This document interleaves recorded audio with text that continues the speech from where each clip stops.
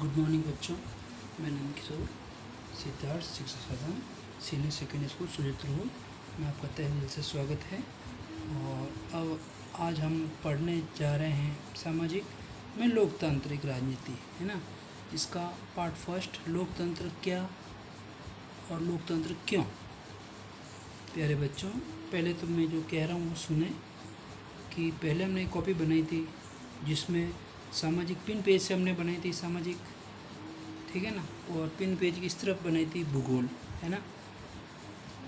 अब हम एक कॉपी और लेंगे, उसमें पिन पेज की इस तरफ लोकतंत्र राजनीति और दूसरी तरफ हो जाएगी अर्थशास्त्र। तो इस प्रकार ये दो कॉपियाँ बन जाएगी। प्यारे बच्चों, आपको ध्यान रखना है कि इसमें आपको दो कॉपियाँ बन जाएगी, दो कॉपियों में के 4 भाग हो जाएंगे, है ना। तो आज हम पढ़ रहे हैं लोकतंत्र का पार्ट फर्स्ट, है ना। अब लोकतंत्र क्या है, चैप्टर का नाम लोकतंत्र क्या है, लोकतंत्र क्यों है। लोकतंत्र नाम से ही पता चला है, लोकतंत्र यानी कि लोगों का शासन, जनता का शासन। अब प्रश्न अपने सामने आया कि लोकतंत्र क्या है, लोकतंत्र क्या है ना। तो ये होता है लोगों का शासन, एक होता है लोकतांत्रिक और एक गैर लोकतांत्रिक होते हैं। लोकतंत्र में क्या होता है कि जनता द्वारा सरकार चुनी जाती है, और गैर लोकतांत्रिक में क्या होता है कि जिसका दबदबा प्रभुत्व ज़्यादा होता है वो स्वयं ही सर्वेसर्वा बन जाता है, ठीक है ना। समकालीन दुनिया में लोकतंत्र ही सबसे लोकप्रिय शासन पद्धति है। समकालीन अभी इस विश्व में लोकतंत्र ही जनता द्वारा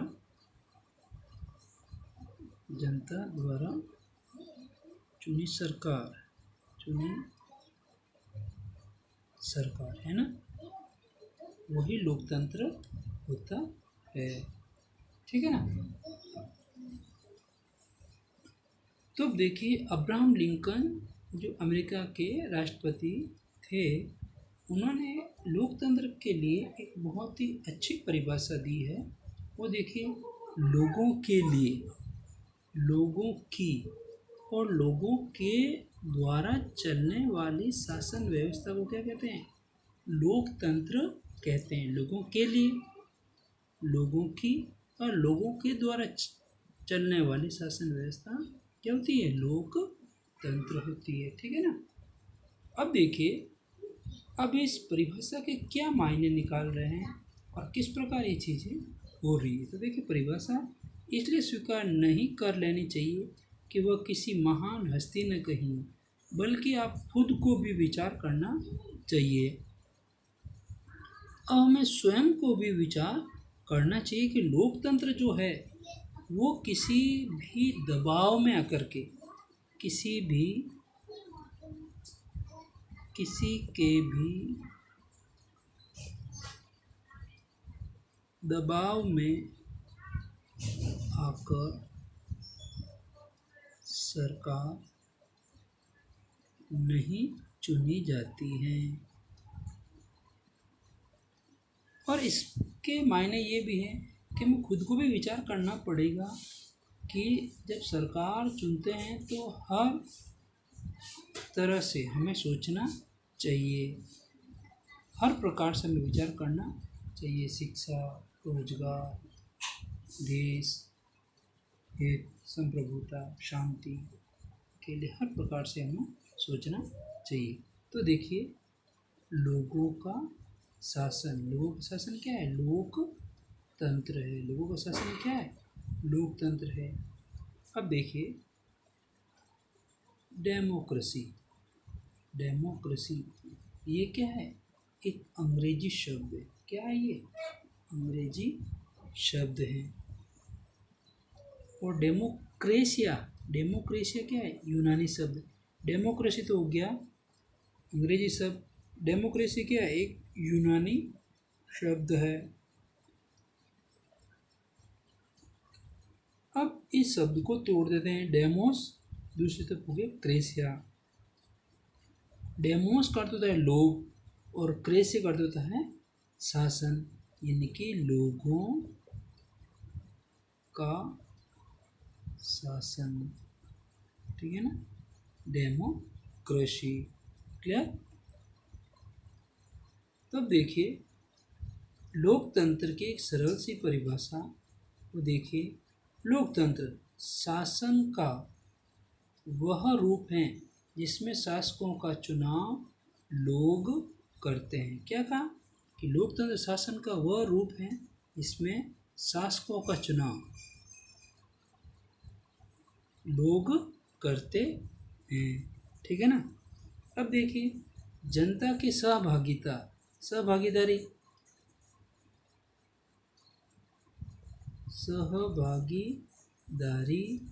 या सहयोग, सहभागिता के आधार पर शासन के प्रकार, एक तो होता है लोकतांत्रिक यानी कि लोगों का शासन, एक होता है गैर लोकतांत्रिक जो लोगों के द्वारा नहीं, गैर यानी लोगों के द्वारा न चुनना, ठीक है ना। तो इस प्रकार देखा गया कि अब्राहम लिंकन ने कहा था कि लोगों के लिए शासन, लोगों के लिए, लोगों की और लोगों के द्वारा चलने वाली शासन व्यवस्था को ही क्या कहते हैं, लोकतंत्र कहते हैं, ठीक है ना। तो इस प्रकार हमने देखा कि लोकतंत्र किसी देश के लिए क्या मायने रखते हैं, है ना। तो देखिए म्यांमार के सेना प्रमुख जो कि सैनिक अधिनायक थे। म्यांमार की राजधानी जो है यंगून, क्या है, यंगून या यांगून कह सकते हैं, यांगून कह सकते हैं, है ना। ये नेपिड तो यांगून कह सकते हैं उसको, है ना। जो कि सेना प्रमुख थे वो सैनिक अधिनायक थे। यहाँ पर भी इस प्रकार ये तानाशाही चली थी। ऑगस्टो पेनसो तानाशाही शासन व्यवस्था जो मेक्सिको, इसकी राजधानी मेक्सिको सिटी इसकी राजधानी। ये नॉर्थ अमेरिका में है। कहाँ है, नॉर्थ अमेरिका में, है ना। सलमान बिन अब्दुल अजीज़ सऊद, ये है सऊदी अरब की राजधानी रियाद। यहाँ पर भी तानाशाही ही थी, ठीक है ना, जो कि पश्चिमी एशिया में, सऊदी अरब कहाँ है, पश्चिमी एशिया में।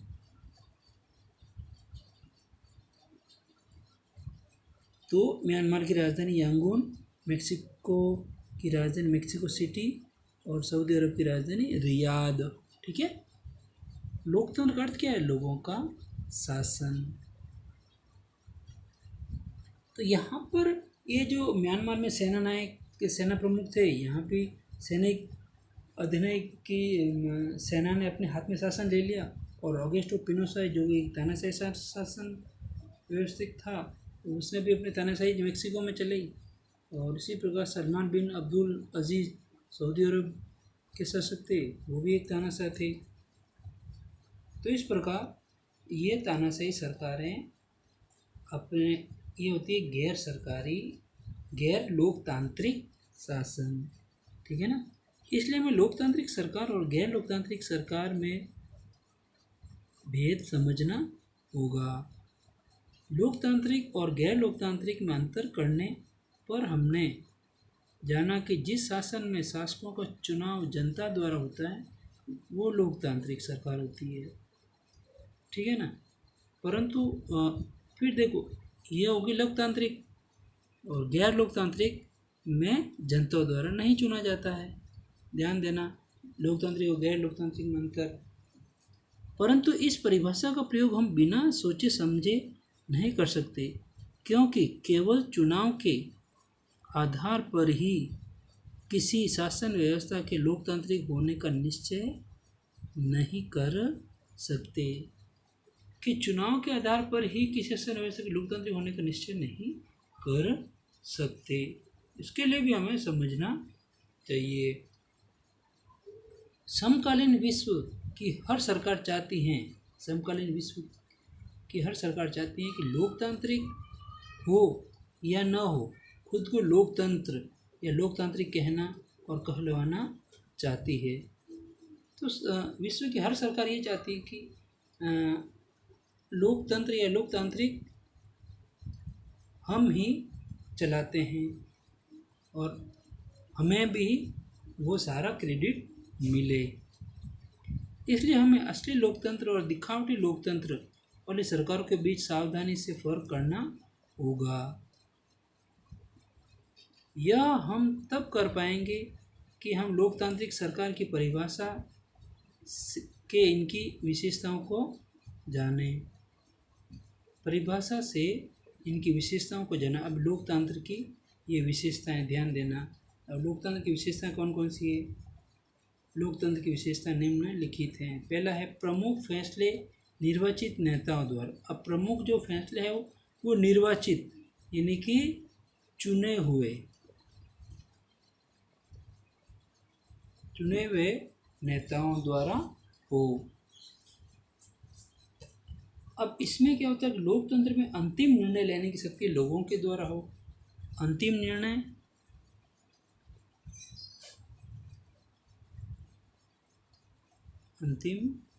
निर्णय की शक्ति लोगों के द्वारा हो,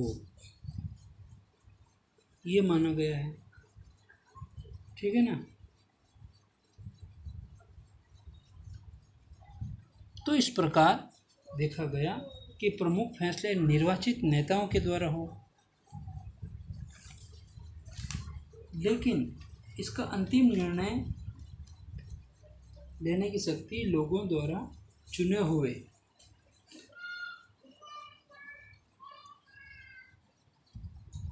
लोगों द्वारा ही निर्णय लिया जाना चाहिए, ठीक है ना।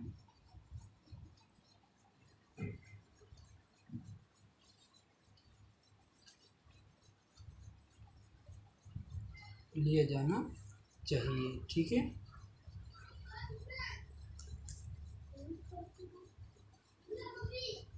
तो दूसरी लोकतंत्र की विशेषता है स्वतंत्र और निष्पक्ष चुनावी मुकाबला।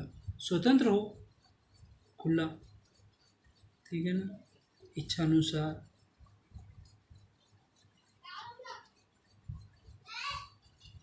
और एक निष्पक्ष, कोई भी पक्षपात न हो, कोई पक्षपात न हो, ठीक है। निष्पक्ष चुनावी मुकाबला हो।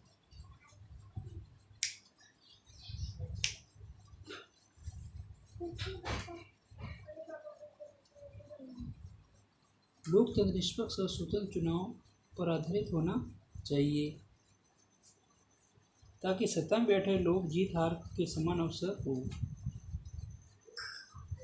इसमें क्या होगा, सत्ता में बैठे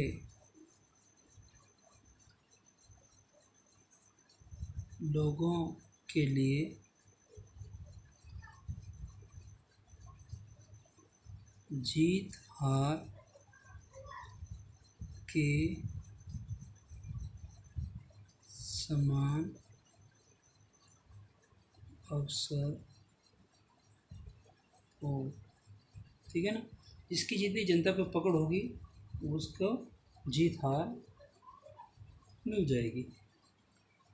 फिर नंबर 3 पे है एक वोट एक व्यक्ति एक वोट एक मोल। इसका मतलब ये हुआ कि हर वयस्क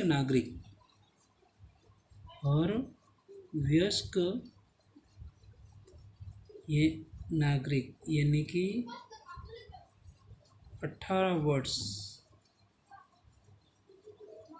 का हर वयस्क नागरिक एक वोट देना, एक वोट का समान मूल्य होना चाहिए। एक व्यक्ति एक वोट दे और उसका मूल्य भी हो। एक व्यक्ति एक ही वोट दे और एक वोट का एक समान मूल्य होना चाहिए। एक समान मूल्य होना चाहिए।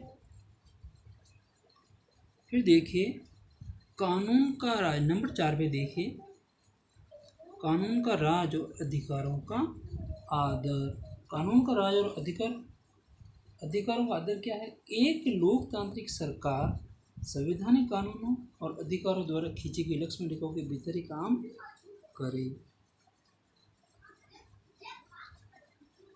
कि कानून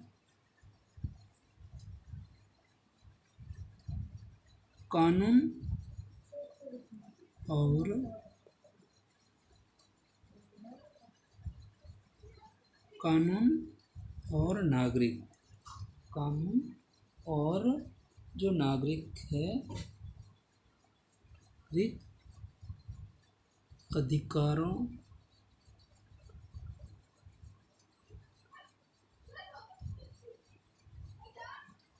में रहकर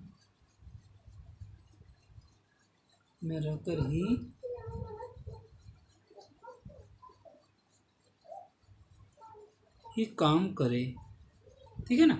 तो इस प्रकार देखा गया कि प्रमुख फैसले निर्वाचित नेताओं द्वारा कि लोकतंत्र में अंतिम निर्णय लेने की शक्ति लोगों द्वारा चुने गए प्रतिनिधियों के पास ही होनी चाहिए। ठीक है। दूसरा था कि स्वतंत्र और निष्पक्ष चुनावी मुकाबला सत्ता में बैठे लोगों के लिए भीतर के लिए जीत हार के समान अवसर हो। फिर एक व्यक्ति एक वोट और एक मूल्य, यानी कि हर वयस्क नागरिक यानी कि जो 18 वर्ष का है वो एक व्यक्ति एक ही वोट दे और एक वोट का उसे मूल्य भी होना चाहिए। एक समान मूल्य भी होना चाहिए, यानी कि इक्वलिटी हो। कानून का राज और अधिकारों का आदर। जो संवैधानिक कानून है, संवैधानिक कानून और नागरिक अधिकारों के बीच में जो सीमा रेखा खींची गई है अधिकारों की, उसके अंदर रहकर ही काम करे। ठीक है। अब देखो प्रमुख फैसले निर्वाचित नेताओं के द्वारा। जनरल परवेज मुशर्रफ पाकिस्तान की राजधानी इस्लामाबाद, जो कि अक्टूबर 1999 में सैनिक तख्तापलट किया था।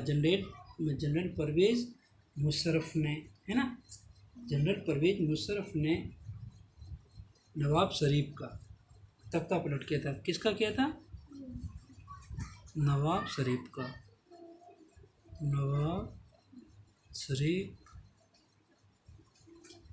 का। क्योंकि वहाँ पे पाकिस्तान में क्या है, सैनिक शासन है कि सेनापति कभी भी रात को 12 बजे 1 बजे भी वहाँ के शासन का तख्ता पलट कर सकता है। तो यही चीज़ हुई वहाँ। जनरल परवेज मुशर्रफ जो कि मुख्य सेनानायक थे, उन्होंने अक्टूबर 1999 में रात को 12 बजे वहाँ का तख्ता पलट कर दिया, सारे सैनिक शासन पर हमला करके। अब वहाँ क्या था, अब उसके बाद ये तो चीज़ हो गई, तो फिर उन्होंने क्या किया कि अब न्याय का साथ सबके साथ पर भी उन्होंने मीटिंग रखी। लीगल फ्रेमवर्क ऑर्डर 2002 में निकाला और 2002 में जन्म संग्रह भी कराया, राष्ट्रीय सुरक्षा परिषद भी बनाई, लेकिन इन सब में इनको अपमानित होना पड़ा क्योंकि इन्होंने जोर जबरदस्ती से ये चीज़ें की, इसलिए इनको अपमानित होना पड़ा। इराक की राजधानी बगदाद, इराक की राजधानी बगदाद और ईरान की राजधानी तेहरान, ठीक है ना, ईरान की राजधानी तेहरान और इराक की राजधानी बगदाद में चुनाव के समय अमेरिका की राजधानी वाशिंगटन यानी कि DC और अन्य विदेशी शक्तियों की उपस्थिति में डेमोक्रेसी यानी कि लोकतंत्र की मांग की गई। इराक में भी क्या है कि चुनावों के समय ये हो रहे थे, तानाशाही सरकार हो रहे थे, तो अमेरिका के और कुछ अन्य विदेशी शक्तियों की उपस्थिति में डेमोक्रेसी की मांग की गई थी। इस प्रकार लोकतंत्र में अंतिम निर्णय लेने की शक्ति लोगों के द्वारा चुने गए प्रतिनिधियों के पास होनी चाहिए, ठीक है ना। अब देखिए स्वतंत्र और निष्पक्ष चुनावी मुकाबला, चीनी कम्युनिस्ट पार्टी और PRI का भी देखिए। PRI जो कि मैक्सिको इंस्टीट्यूशनल रिवॉल्यूशंस पार्टी जो कि मैक्सिको की थी,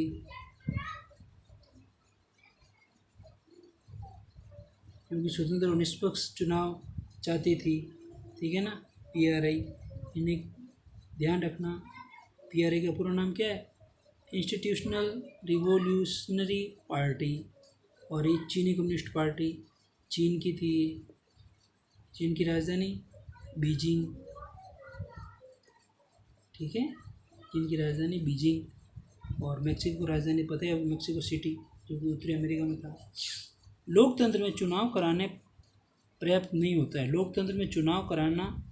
नहीं होता है, अपितु एक से ज़्यादा राजनीतिक विकल्प होने चाहिए, एक से ज़्यादा होने चाहिए। लोकतंत्र स्वतंत्र चुनाव पर आधारित होने चाहिए, लोकतंत्र चुनाव पर आधारित होने चाहिए, ताकि सत्ता में बैठे लोगों के लिए जीत हार के अवसर भी समान हो। इस प्रकार प्यारे बच्चों ढंग से सुनना है, समझना है, कार्य करना है। Thank you.